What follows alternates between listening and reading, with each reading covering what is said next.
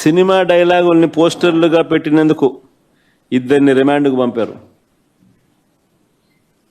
Cinema డైలాగులను పోస్టర్లుగా పెట్టినందుకు అడుగుతా ఉన్నా, నీకు అంత కష్టంగా ఉంటే సెన్సార్ బోర్డులో దానికి ఎందుకు పర్మిషన్ ఇవ్వాలా?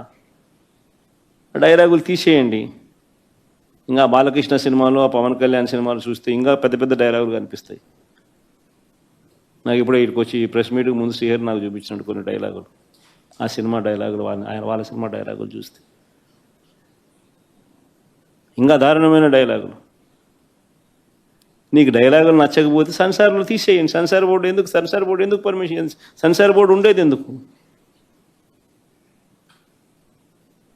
అంతేగాని ఆ సినిమా డైలాగులు సినిమా వచ్చిన తర్వాత, రిలీజ్ అయిన తర్వాత ఆ సినిమా డైలాగులు, ఆ సినిమాలో మంచి పాటలు ఉంటే ఆ మంచి పాటలు అవన్నీ న్యాచురల్గా ప్రసిద్ధి చెందుతాయి.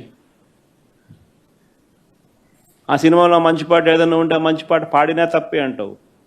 ఆ సినిమాలో ఏదైనా మంచి డైలాగులు ఏదైనా వీళ్ళకి నచ్చితే ఆ నచ్చిన డైలాగులు వీళ్ళు పోస్టర్లుగా పెట్టినా తప్పే, వీళ్ళు మాట్లాడినా తప్పే, వాళ్ళు చేసిన యాక్షన్లు వీళ్ళు చేసినా తప్పే.